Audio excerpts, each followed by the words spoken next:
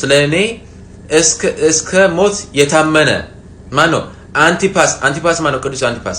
በነገራችን ላይ በሰማዕታት ክፍለ ዘመን የሚያንብቡ ሰዎች የቤተክርስቲያኒቷ ታሪክ ቅዱስ አንቲፓስ የኢስተርን የኦርቶዶክስ ቤተክርስቲያን አባት ነበረ እና ስለ ክርስቶስ መስዋዕትነት የከፈለ።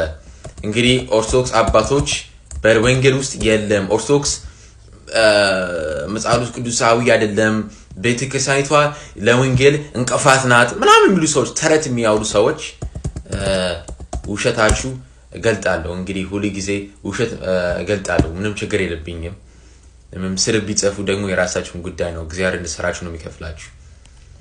ይሄው እንደዚህ ነው ስለ ክርስቶስ የሞተ እንደዚህ ሰማዕታት ነው።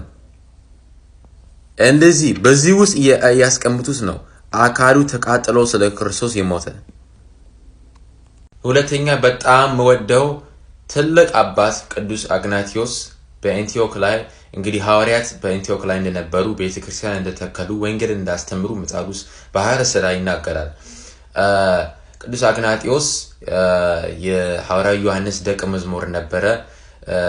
ውሸት ከመሰላችሁ ማስረጃ ያሳያችኋለሁ። ቆይ እንደዚህ ነው ስለ ክርስቶስ የሞተው።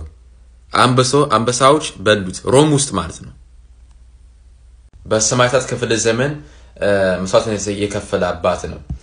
እሺ ላምበው በለግዝኛ ነው። ኦኬ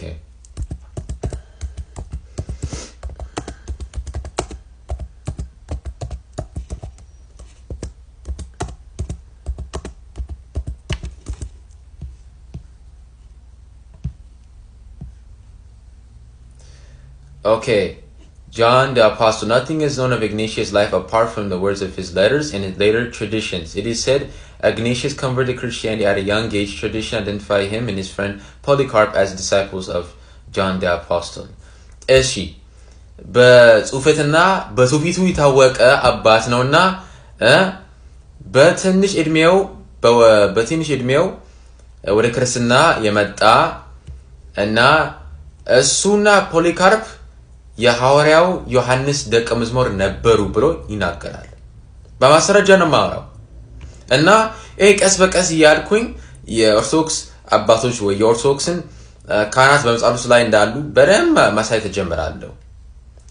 እና እንግዲህ ኦርቶዶክሳን እንደዚህ መሆን አለብን። እንደዚህ ካልሆነ ቤተክርስቲያናችን በፈተና ሰዓት እያለፈች ነው የምትጓዘው። ከአሁን በኋላ እንደ አባቶቻችን በጸንተን መቆም አለብን።